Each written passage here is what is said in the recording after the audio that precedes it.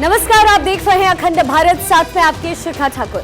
अखंड भारत में देश और दुनिया की हर हलचल का जिक्र करेंगे, लेकिन उससे पहले आपको दिखाते हैं 2 मिनट में संपूर्ण भारत। टीवी एक्ट्रेस तुनिशा शर्मा मौत मामले में आरोपी शिजान खान की जमानत अर्जी पर सुनवाई टली। मामले की अगली सुनवाई 9 जनवरी को। एयर इंडिया फ्लाइट में महिला से बदसलूकी करने वाले आरोपी को 14 दिन की जेल। पटियाला हाउस कोर्ट ने 14 दिन की न्यायिक हिरासत में भेजा। आरोपी शंकर मिश्रा को बेंगलुरु से गिरफ्तार कर दिल्ली लाई थी पुलिस। खरजावला केस में बड़ा अपडेट। भारत 24 के पास निधि की जमानत की कॉपी। आगरा में ड्रग्स के मामले में मिली थी निधि को सजा। 2020 में निधि गई थी जेल। खरजावला केस के बाद दिल्ली पुलिस पर बड़ी सख्ती। पुलिस टीम को अपनी पोजीशन अपडेट करनी जरूरी। रात 12 बजे से सुबह 4 बजे तक की लाइव लोकेशन देनी होगी। डीसीपी की अनुमति के बिना कोई पुलिसकर्मी थाने से बाहर नहीं जा सकेगा। जोशीमठ में जमीन धंसने का मामला सुप्रीम कोर्ट पहुंचा। सुप्रीम कोर्ट में मामले को लेकर याचिका दाखिल की गई। सीएम धामी अधिकारियों के साथ जोशीमठ के आपदा प्रभावित इलाकों का दौरा किया। सीएम से मिलकर भावुक हुए लोग। घरों में दरार आने से जोशीमठ में दहशत। दिल्ली में आम आदमी पार्टी का एलजी विनय सक्सेना के खिलाफ प्रदर्शन। एलजी पर लगाया नियम उल्लंघन का आरोप। एनसीडी में नियमों के उल्लंघन का लगाया गया आरोप। बीजेपी ने साधा सीएम अरविंद केजरीवाल पर निशाना। पूछा कब पूरे होंगे दिल्ली की जनता के अधूरे वादे। केजरीवाल सरकार के खिलाफ बीजेपी कार्यकर्ताओं ने किया प्रदर्शन। महिला कोर्ट से छेड़छाड़ के मामले में मंत्री संदीप सिंह के आवास का घेराव। आप कार्यकर्ताओं ने की घेराव की कोशिश। पुलिस और आप कार्यकर्ताओं में झड़प। रामपुर में बीजेपी सांसद घनश्याम लोधी को फिर मिली धमकी। व्हाट्सएप पर लश्कर तैयबा के नाम से आया धमकी भरा मैसेज। यूपी के पूर्व मंत्री हाजी याकूब कुरैशी दिल्ली से गिरफ्तार। बेटे इमरान की भी हुई गिरफ्तारी। अवैध मीट प्लांट मामले में पुलिस को थी तलाश। 50,000 का इनामी था। समाधान यात्रा के दौरान वैशाली पहुंचे नीतीश कुमार ने केंद्र सरकार पर साधा निशाना। कहा अगर कोई राज्य पिछड़ा है तो उस पर केंद्र को ध्यान देना चाहिए।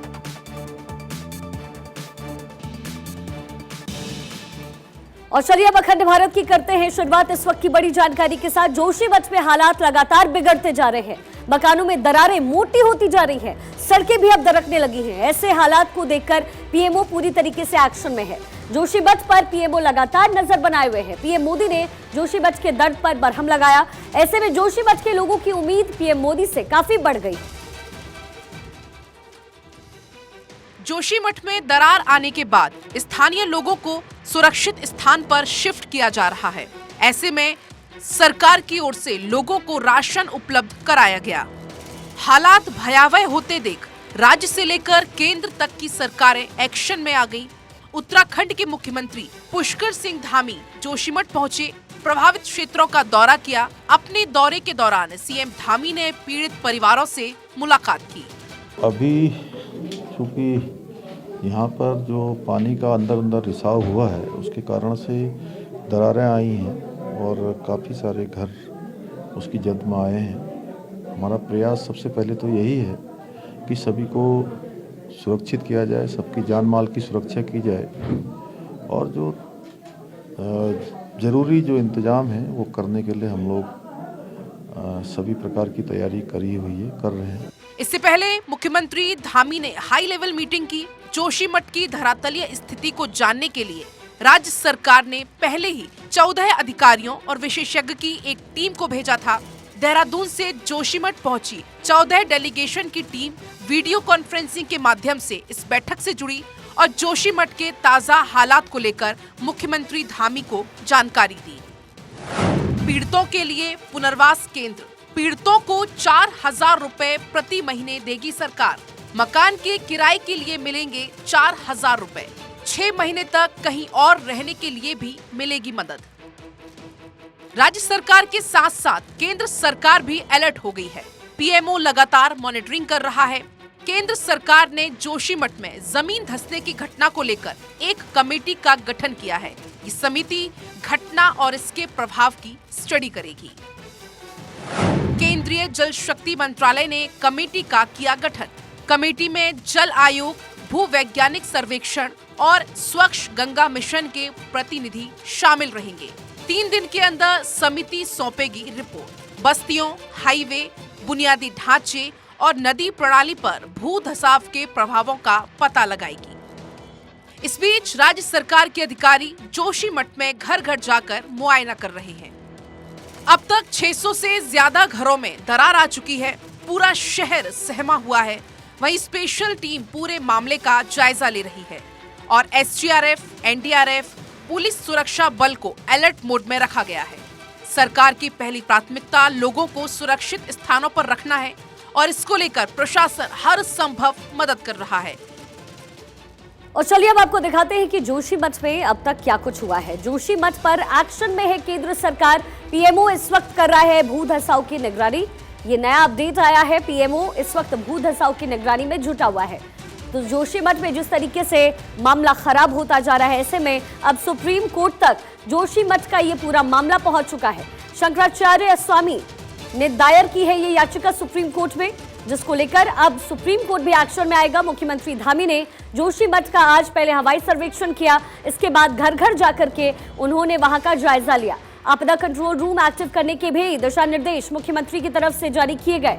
6 महीने तक सरकार किराए का पैसा वहां के स्थानीय लोगों को देती रहेगी, ये बड़ा ऐलान भी किया गया। साथ ही प्रति परिवार 4000 रुपए महीने अब सरकार देगी जोशीमठ में। मुख्यमंत्री राहत कोष से ये मदद की जाएगी। ये एक बड़ा ऐलान आज जोशीमठ के मामले के बाद किया गया।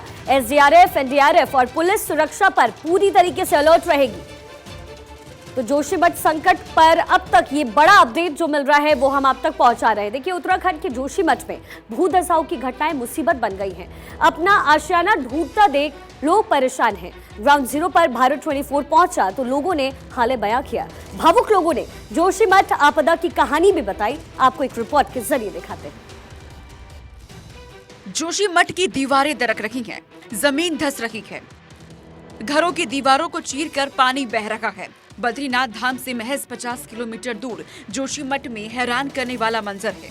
कई इलाकों में लैंडस्लाइड और दरकती दीवारों की वजह से लोग दहशत में जीने को मजबूर हैं।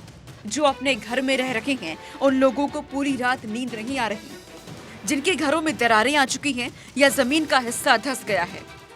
धार्मिक, सांस्कृतिक, आध्यात्मिक नगरी जोशीमठ अपने संकट से गुजर रही है। पूरी तरह से संकट मंडरा रहा है। आपको मैं कुछ तस्वीरें दिखाऊं, इससे पहले पुलिस कर्मियों का जो जमावड़ा है वो दिखा देता हूं। हैरान परेशान लोग हैं, वो भी दिखाएंगे हम आपको। सालों से रह रहे लोग अपने आशियाने छोड़कर पलायन करने को मजबूर हैं। लोगों के चेहरे पर दर्द साफ झलक रहा है। चेहरे पर आंसुओं का सैलाब है। घर छोड़ने से परेशान है, लेकिन दूसरा कोई रास्ता नहीं है। पहले तो सर इतना कुछ भी नहीं था, ये पर 2-3 दिन के अंदर इतनी ज़्यादा दरारें आ चुकी है कि मतलब अब रहना मुश्किल हो गया। हमारी दुकानों पे, मकानों पे और खेतों में सब जगह सर दरारें आ चुकी है। हमारा तो घर अभी हमने शुरू किया है, वो घर तो हम अभी गए नहीं मकान पे। अब मकान टूटने बैठ गई तो क्या करना, दरवाजा नहीं खुल रहे। मेरे साथ बुढ़ी माता है, हमें बाहर कैसे करके लाऊंगा उसको। अब क्या करना, ऐसा कर दादियों बाबा में खींच के भेज लूँ, खींच के बाहर ला रहे, खींच के भीतर अंदर ला रहे। अब क्या करना, बीमार है, कैसे करके मैं खिला रही। अब क्या करना, कोई नहीं है मेरे साथ, हम दोनों है। घरों में जो है ये सारे जो है दरारें पड़ रही है और खेतों में और जो है नीचे पानी निकल रहा है। यहाँ पे धार्मिक नगरी में जमीन फट गई है। पानी का रिसाव ऐसा हो रहा है मानो नाला बह रहा हो। किस तरह से मकानों में यहाँ पर दरार आई हुई है और साफ तौर पर है ये दरार काफी कुछ बताती है। इसके कारण दहशत का माहौल है। दिन प्रतिदिन हालात खराब होती जा रही हैं। तबाही की दहशत के बीच पहला हादसा सामने आया। सिंगधर वार्ड स्थित एक मंदिर गिर गया। घरों में दरार से लोगों में काफी दहशत है। सरकार ने कुछ लोगों को सुरक्षित जगहों पर भेजा तो बाकी दूसरे लोग खुद ही सुरक्षित स्थानों पर शिफ्ट हो रहे हैं। हालात को देखते हुए प्रशासन ने कई बड़े फैसले लिए हैं। यात्रियों के होटल में रुकने पर भी प्रशासन ने रोक लगा दी है। अब इसके ट्रीटमेंट को लेकर शासन बड़े स्तर पर प्रयास कर रहा है। हाल ही में आपदा प्रबंधन की एक टीम ने इस पर अध्ययन कर रिपोर्ट शासन को सौंपी है। अब फिर से धसाव के कारण की जांच की जाएगी। इसके लिए टीम जोशीमठ पहुंच चुकी है। जोशीमठ शहर में कंस्ट्रक्शंस में बेतरकीब तरीके की भी बातें सामने आ रही हैं। शहर की कैपेसिटी को देखते हुए यहाँ निर्माण नहीं हुए, बल्कि 7-7 मंजिला होटल वहाँ बनाए गए, जिससे चिंता और बढ़ गई है। जानते हैं कि जोशीमठ आखिर कितना बदल गया। 1890 में जोशीमठ कैसा था और अब साल 2022 में जोशीमठ कैसा हो गया है। अगर 1890 की बात करें तो देखिए आप, तस्वीरें भी आपके सामने। पहाड़ों को उस वक्त तोड़ा नहीं गया था, ये 1890 की स्थिति हम आपको दिखा रहे हैं। लेकिन 2022 में आप देखिए पूरा रंग रूप, पूरी रंग रेखा बदल गई है। पहाड़ों को तोड़कर वहां पे विकास का काम किया गया। 1890 में आबादी वहां बहुत ज्यादा नहीं थी। जाहिर तौर पे पहाड़ों में बहुत आबादी नहीं होती, लेकिन 2022 में लोगों की आबादी भी बढ़ती गई। विकास बढ़ने के साथ साथ आबादी में भी इजाफा हुआ।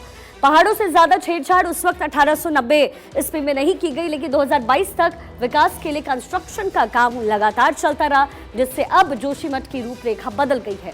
घर के लिए उस समय पत्थर और लकड़ी का इस्तेमाल अमूमन किया जाता है पहाड़ों में, और ऐसा ही वहां भी होता था। लेकिन अब सीमेंट, पत्थर, ईंट का इस्तेमाल बखूबी वहां पर किया जाता है और पक्के मकान बनाए जाते हैं। तो ये तमाम बदलाव जो है 1890 से लेकर के अब तक जोशीमठ में हुआ है। लेकिन जोशीमठ में हो रहे भू धसाव की वजह से 600 से ज्यादा घरों में दरारें आ गई हैं। भयानक खतरा मंडरा रहा है। पुरानी रिपोर्ट इस बात की तस्दीक करती है कि जोशीमठ भू धसाव अभी साल भर से नहीं, बल्कि कम से कम सन 1976 में आई मिश्र रिपोर्ट में भी इसका जिक्र किया गया। इसके पीछे बड़ी वजह बताई जा रही है कंपनियों का दोहन।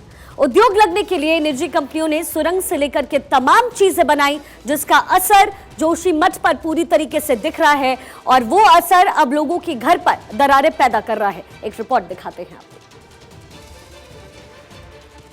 जोशीमठ विनाश के कगार पर खड़ा है। आदि गुरु शंकराचार्य की तपोभूमि के रूप में जाना जाने वाला जोशीमठ दरक रहा है। घरों, खेतों और सड़कों में बड़ी बड़ी दरारें आ गई हैं। पहाड़ परेशान है। पहाड़ के अंदर ही अंदर बहुत कुछ चल रहा है।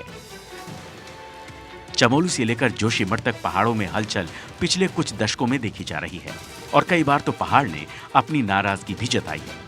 फरवरी 2021 में चमोली आपदा के रूप में जाने जाने वाले हिमस्खलन के कारण ऋषिगंगा और धौली गंगा नदियों में अचानक बाढ़ आ गई, जिसमें काफी लोगों की जान चली गई।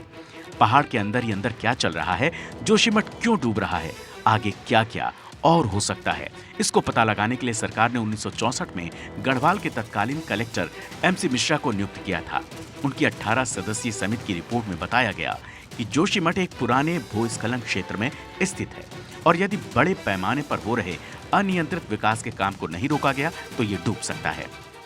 जोशीमठ के धीरे धीरे धंसने की बात, जोशीमठ में बड़े निर्माण काम न हो, चेतावनी के बाद भी लापरवाही की गई। बचाव के बिना उपाय के कंस्ट्रक्शन, बेतरतीब निर्माण, पानी का रिसाव, मिट्टी का कटाव, धौली गंगा अलकनंदा से विष्णु प्रयाग में कटाव। मिश्रा कमेटी ने सुझाव दिया कि जोशीमठ के आसपास बड़े निर्माण पर रोक लगा दी जानी चाहिए।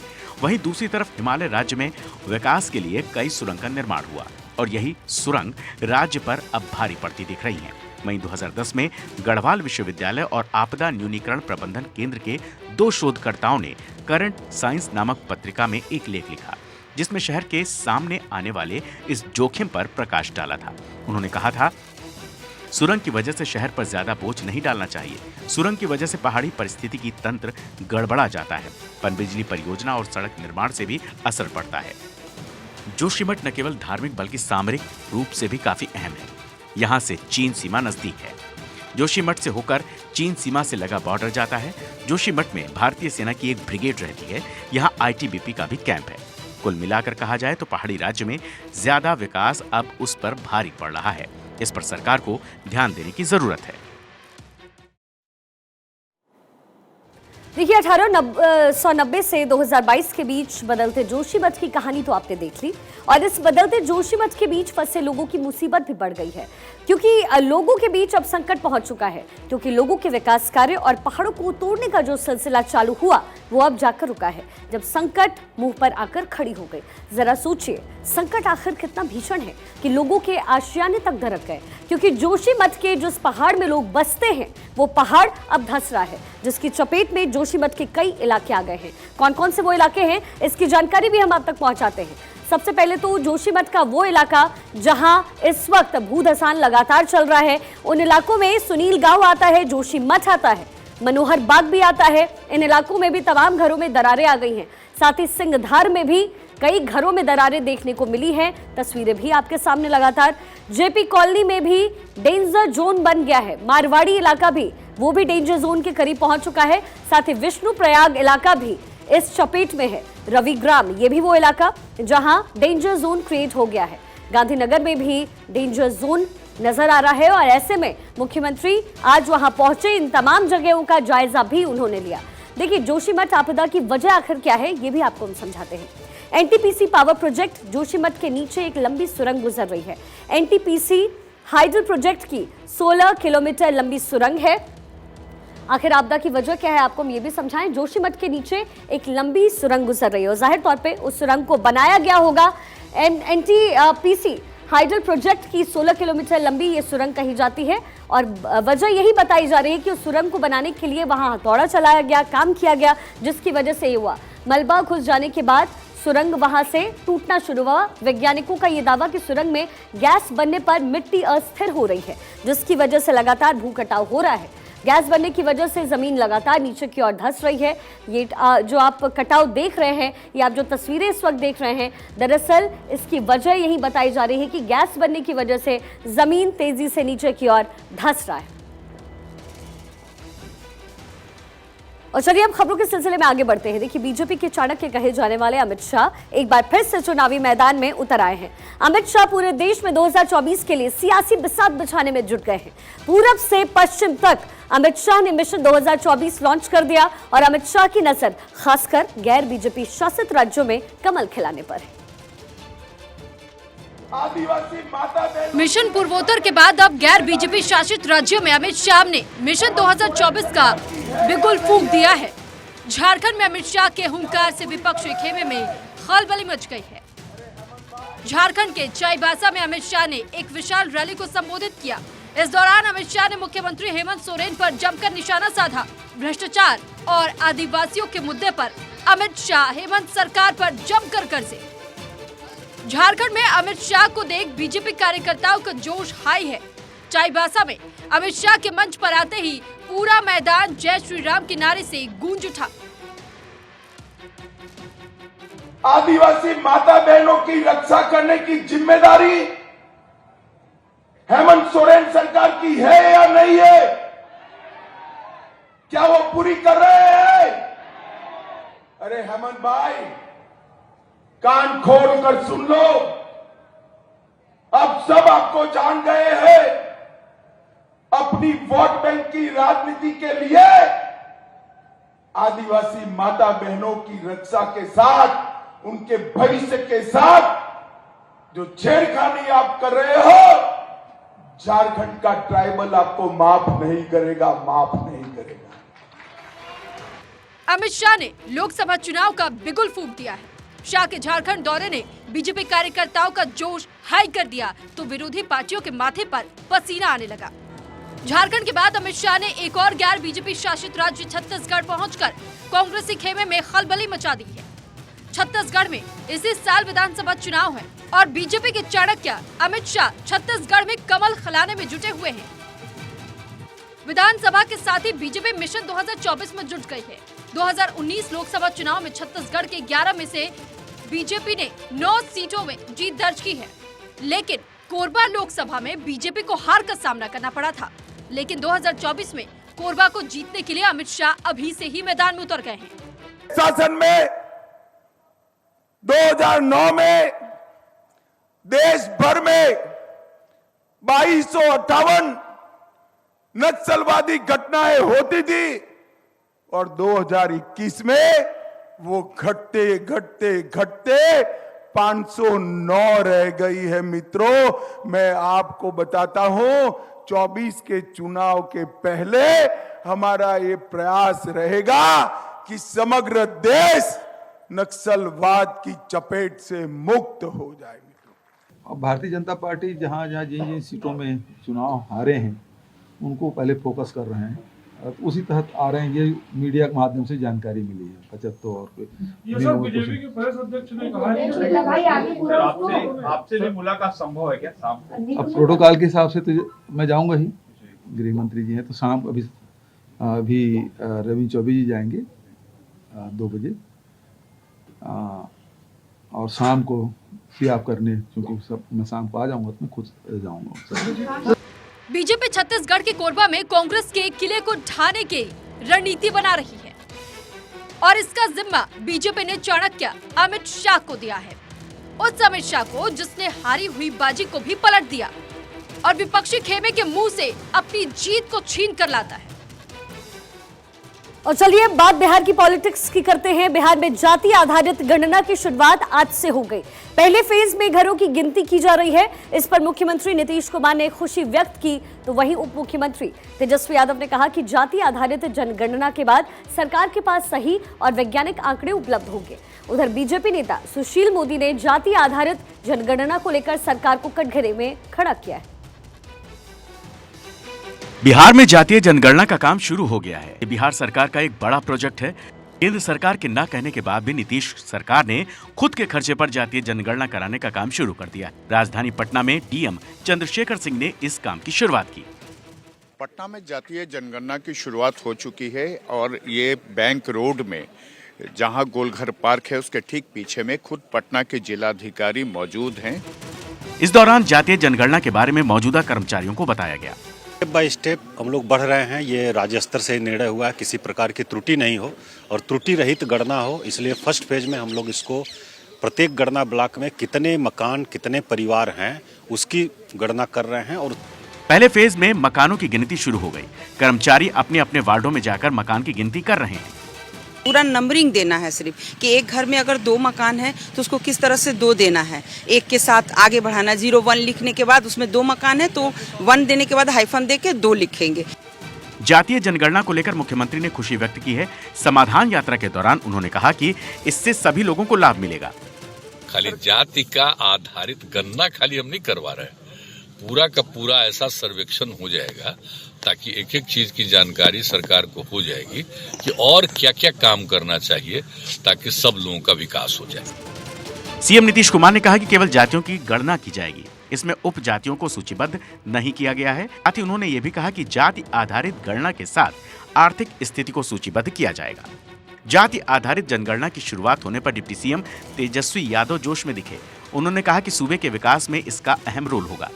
इसको एक एक चीज उपजाति से लेकर के हर चीज और आर्थिक चीज को भी इसमें जो है जोड़ा जा रहा है और इससे हम लोगों के पास सही साइंटिफिक डेटा होगा तो हम लोग उसी हिसाब से बजट का स्वरूप बनेगा, उसी हिसाब से कल्याणकारी योजनाएं बनेंगी। जो लोग आर्थिक रूप से कमजोर है, जो लोग गरीब है, कहाँ हमको कौन से सेक्शन को आगे लेकर चलना है, ये सारा आंकड़े जो है वो सबके सामने आ जाएंगे। जाति जनगणना की शुरुआत भले ही हो गई हो, मगर इसको लेकर बीजेपी नेता सुशील कुमार ने सरकार को घेरा। 2 जून 2022 को बिहार के मंत्रिपरिषद ने जो फैसला किया उसमें भारतीय जनता पार्टी के भी मंत्री शामिल थे और हम ही लोगों के समर्थन देने के बाद ये कास्ट सेंसस का निर्णय हुआ तो बीजेपी जाति जनगणना के पक्ष में थी, जनगणना के पक्ष में है। जाति जनगणना को काफी अहम माना जा रहा है क्योंकि इससे सियासत साधने की बात कही जा रही है। 2 चरणों में जाति जनगणना। पहला चरण 7 जनवरी से 21 जनवरी तक। पहले चरण में मकानों की गिनती। हर मकान को खास नंबर अलॉट, यूनिक नंबर लाल रंग से मकान पर मार्क होगा। 1 से 30 अप्रैल तक दूसरे चरण की गिनती। 1931 में ब्रिटिश हुकूमत ने जातिगत जनगणना कराई थी। उसके बाद देश में एक बार कर्नाटक में जातिगत जनगणना हुई, लेकिन 2014 से अब तक रिपोर्ट जारी नहीं की गई। अब बिहार में मुख्यमंत्री नीतीश कुमार ने इसे मुहिम के रूप में शुरू कर दिया है। देखना होगा इसकी रिपोर्ट आती है कि नहीं। आज रात 8 बजे भारत 24 पर होगा सबसे बड़ा खुलासा। जामताड़ा के बाद ऑनलाइन एक्सटॉर्शन गैंग का होगा पर्दाफाश। शिकारियों का कबूलनामा कैमरे पर लाइव सुनिए, पीड़ितों का दर्द कैमरे पर लाइव देखिए। पुलिस की फाइलों से पहले भारत 24 पर आज रात 8 बजे देखिए ऑपरेशन पहाटवाड़ा। ऑपरेशन पहाटवाड़ा देखिए रात 8 बजे। दिल्ली में मेयर पद के चुनाव के दौरान शुक्रवार को सदन में भारी हंगामा हुआ।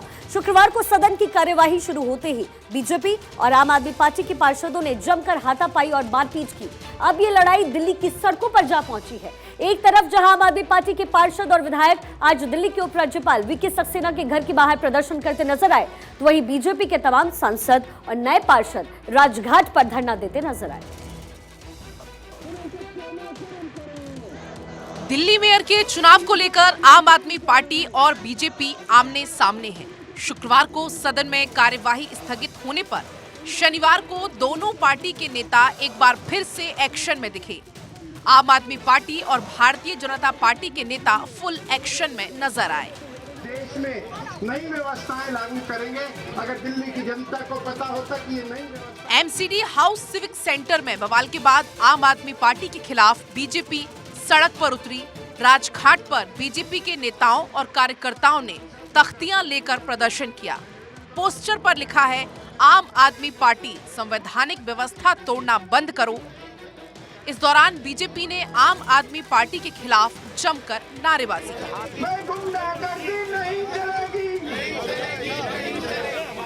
केजरीवाल साहब की दिल्ली में पहली बार एमसीडी में सरकार और सत्तारूढ़ जो दल है वो गुंडागर्दी मचाए, ये अपने आप में बहुत ही आपत्तिजनक है, बहुत शर्मनाक है। आम आदमी पार्टी के नेता एलजी हाउस के बाहर उन्होंने प्रदर्शन किया, उपराज्यपाल के खिलाफ नारेबाजी की। कार्यकर्ताओं और पार्षदों ने हाथों में तख्तियां ले रखी हैं, जिसमें लिखा है, संविधान की हत्या बंद करो। विरोध प्रदर्शन में आम आदमी पार्टी की विधायक आतिशी भी मौजूद रही। इस दौरान उन्होंने उपराज्यपाल वीके सक्सेना पर जमकर हमला किया। हम एलजी साहब पे ये स्पष्ट आरोप लगा रहे हैं कि वो संविधान की, लोकतंत्र की हत्या कर रहे हैं। आम आदमी पार्टी लोकतांत्रिक संवैधानिक तरीके से एमसीडी का चुनाव जीत के आई है। हमारी सरकार एमसीडी में बननी चाहिए, लेकिन एलजी साहब बीजेपी की चोर दरवाजे से सरकार बनाने की कोशिश कर रहे हैं।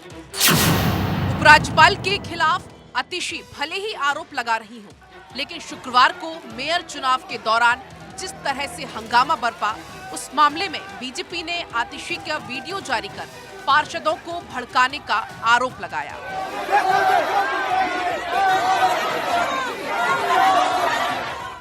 शुक्रवार को दिल्ली में मेयर के लिए चुनाव होने थे, मगर उससे पहले सिविक सेंटर में जमकर हंगामा हो गया। चुनाव से पहले धक्का मुक्की हुई, हाथापाई हुई। दोनों पार्टियों ने एक दूसरे पर आरोप लगाए और अब सड़क पर संग्राम कर दोनों अपने आप को पाक साफ बताने में जुटे हैं।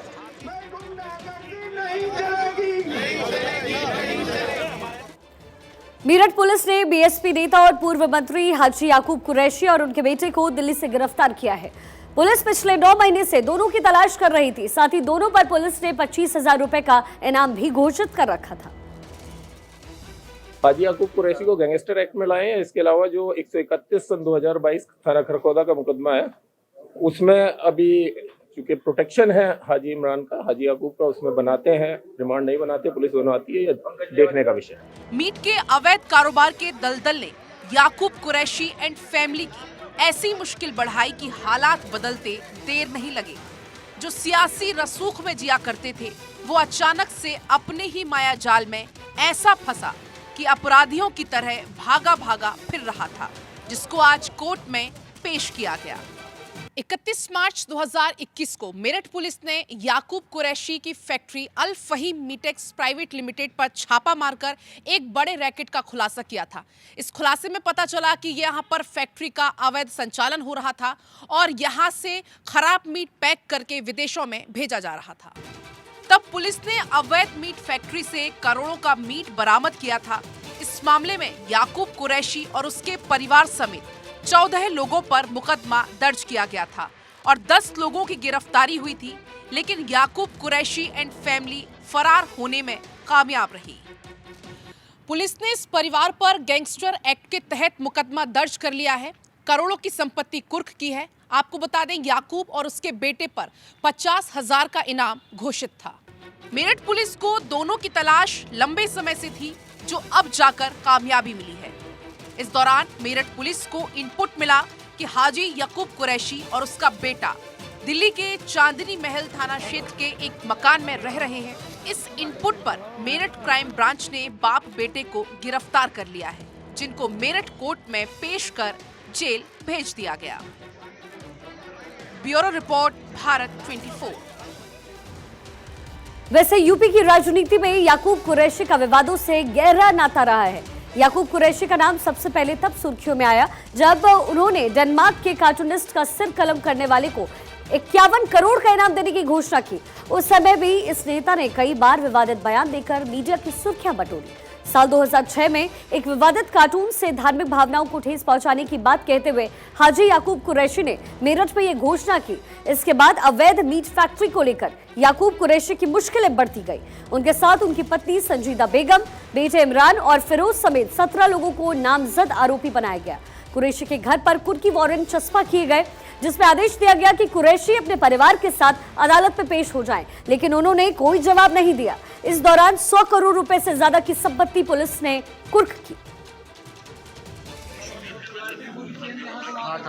बढ़े केंद्र सरकार ने सुप्रीम कोर्ट को बताया कि जो जजों की नियुक्ति के लिए कॉलेजियम ने नाम भेजे, उन नामों पर विचार के लिए समय सीमा का पालन करेगी। अब इससे जुड़ी कुछ और अहम जानकारी हम आप तक पहुंचाते हैं। देखिए, सरकार ने सुप्रीम कोर्ट को बताया कि कॉलेजियम की ओर से भेजे गए 44 नामों पर 2 से 3 दिन के भीतर फैसला लिया जाएगा। अटॉर्नी जनरल आर वेंकटरमण ने सुप्रीम कोर्ट को बताया कि हाईकोर्ट की कॉलेजियम की ओर से सरकार को भेजे गए 104 नामों में से 44 पर 2 से 3 दिन में फैसला हो जाएगा, जिसकी जानकारी कोर्ट को भेज दी जाएगी। जस्टिस संजय किशन कौल और जस्टिस अभय एस ओका की पीठ ने कॉलेजियम द्वारा भेजे गए उन 5 नामों के बारे में भी जानने की कोशिश की, जिन्हें सुप्रीम कोर्ट ने न्यायाधीश के तौर पर प्रमोट करना है।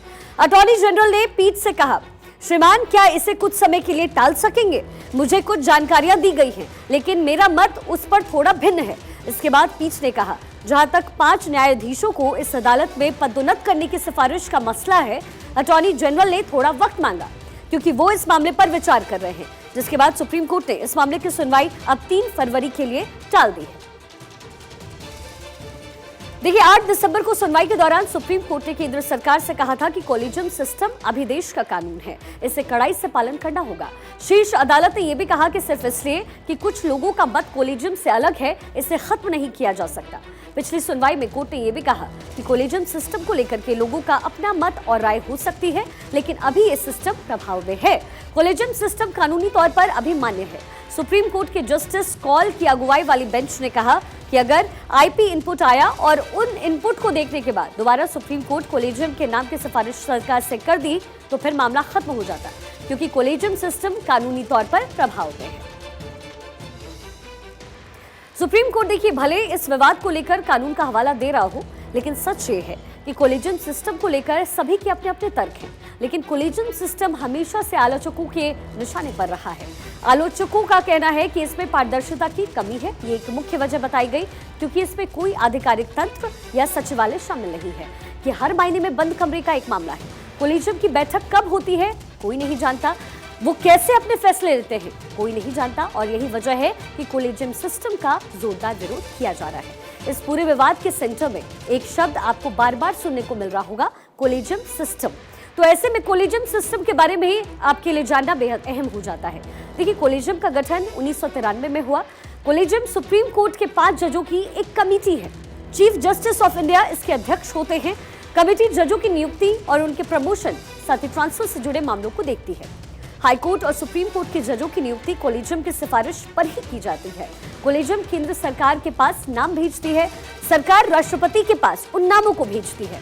राष्ट्रपति जब उस पर अपनी मंजूरी देते हैं, तो फिर नोटिफिकेशन जारी किया जाता है और जजों की नियुक्ति हो जाती है। देखिए, आमतौर पर कॉलेजियम की सिफारिश को केंद्र सरकार मान लेती है, लेकिन कई बार ऐसा भी होता है कि केंद्र कॉलेजियम को दोबारा नामों पर विचार करने को कहती है। अगर कॉलेजियम दोबारा उन्हीं नामों को सुझाती है, तो सरकार उन्हें मंजूरी देने के लिए बाध्य हो जाती है। दरअसल संसद में किरण रिजिजू ने अपने बयान में कहा, देश में लंबित मामलों की संख्या 5 करोड़ पहुंचने वाली है। अलग अलग अदालतों में भारी संख्या में केस भी पेंडिंग है। अधिक लंबित मामलों की वजह से जजों की संख्या भी कम है, और इसके बाद ही ये पूरा विवाद शुरू हुआ। केंद्र सरकार कॉलेजियम सिस्टम में बदलाव चाहती है। केंद्रीय कानून मंत्री किरण रिजिजू के बयान बार बार ये इशारा कर रहे हैं कि सरकार मौजूदा कॉलेजियम प्रणाली से खुश नहीं है।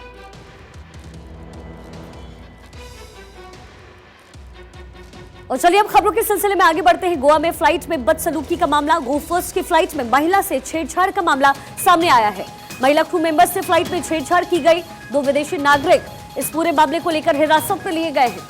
गोवा से बड़ी जानकारी इस वक्त मिल रही है। गोवा में फ्लाइट में बदसलूकी का ये मामला। गो फर्स्ट की फ्लाइट में महिला से छेड़छाड़, महिला क्रू मेंबर से फ्लाइट में छेड़छाड़ की घटना सामने आई। इस पूरे मामले में 2 विदेशी नागरिकों को फिलहाल गोवा पुलिस ने हिरासत में लिया है।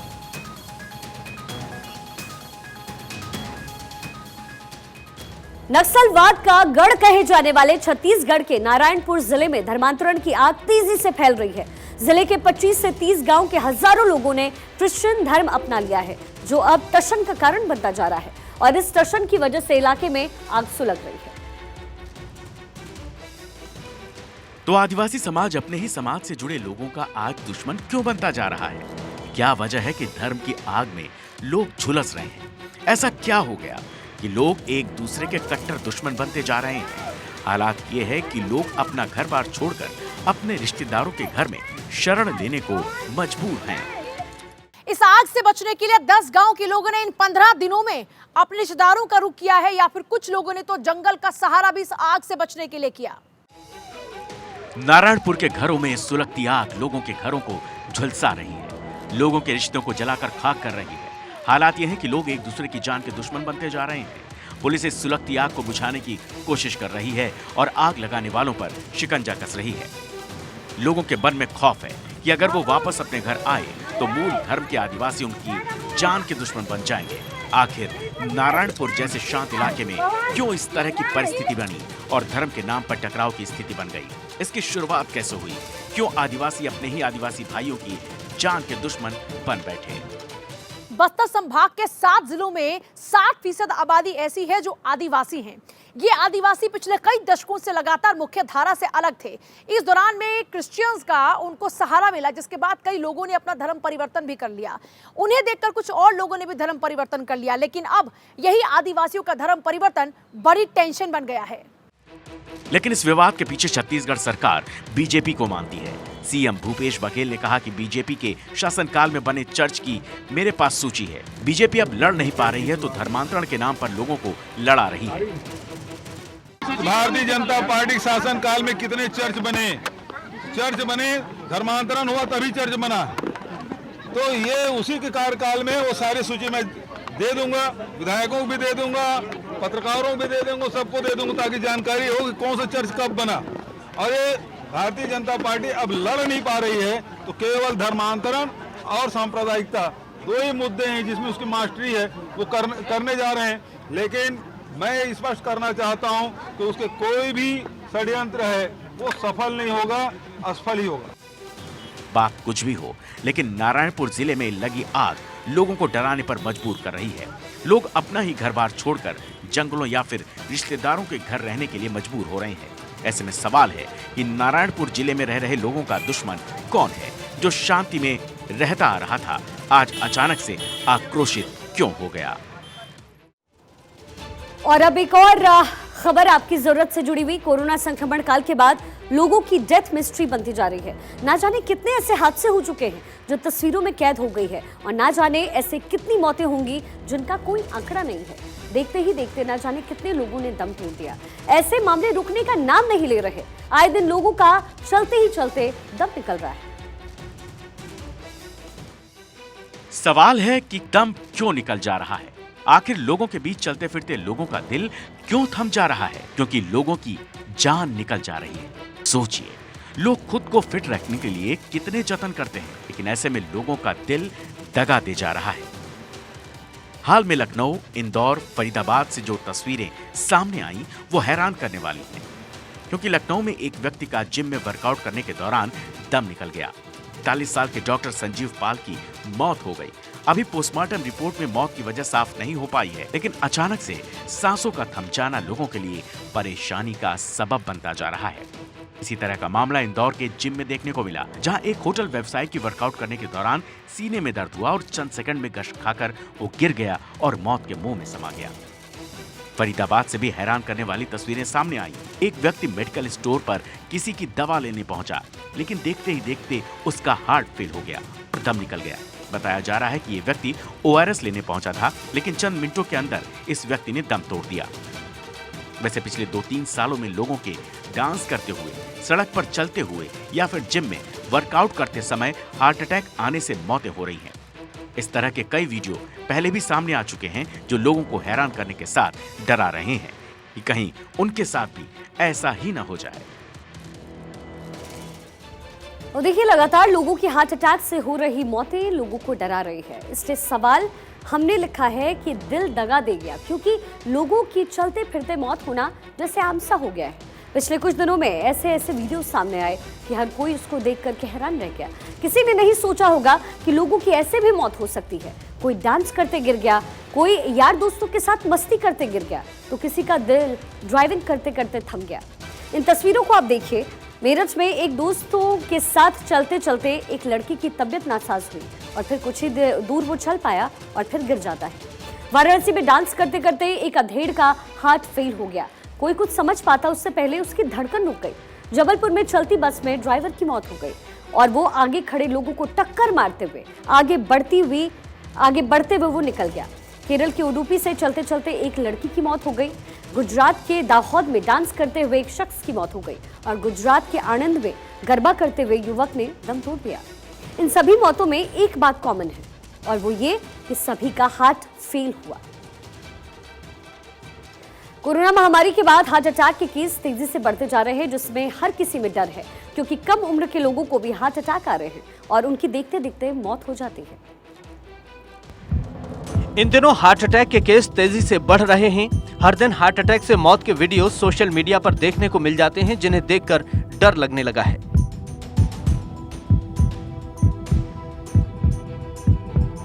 वाराणसी में भतीजे की शादी में नाचते नाचते फूफा की मौत हो गई। उनके आसपास के लोगों को लगा कि वो कोई स्टैप कर रहे हैं, लेकिन जब उनकी मौत का पता चला तो लोगों के पैरों तले जमीन खिसक गई।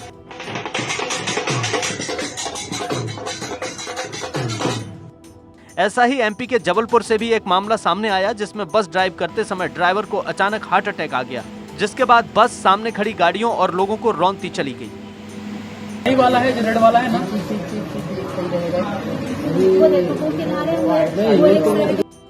मेरठ से भी एक ऐसा ही चौंकाने वाला वीडियो सामने आया, जिसमें 3 दोस्त पैदल जा रहे थे। तभी उनमें से एक ने सीने पर हाथ रखा और उसे छींक आ गई, जिसके बाद सेकंडों में जमीन पर गिर जाता है और उसकी मौत हो जाती है।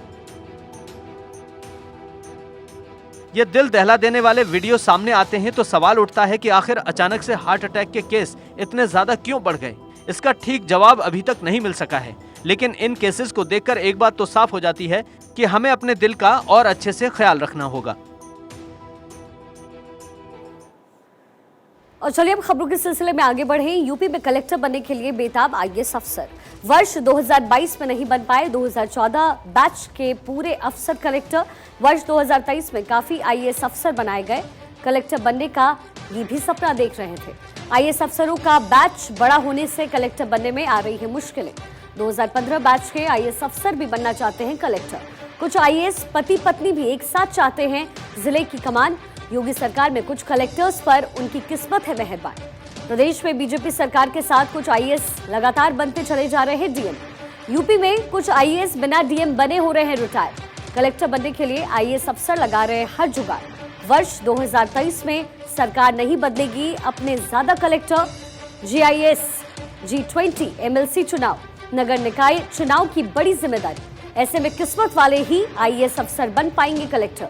काफी अफसर सिर्फ देखते रह जाएंगे कलेक्टर बनने का सपना।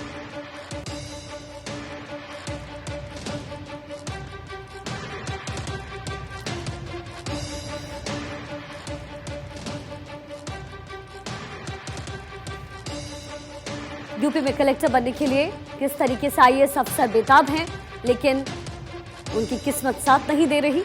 प्रदेश में बीजेपी सरकार के साथ कुछ आईएएस लगातार बनते चले आ रहे हैं डीएम, लेकिन कुछ रह जा रहे हैं पीछे। यूपी में कुछ आईएएस बिना डीएम बने ही रिटायर भी हो रहे हैं। यूपी में कलेक्टर बनने के लिए किस कदर आईएएस अफसर बेताब हैं, ये खबर, ये जानकारी।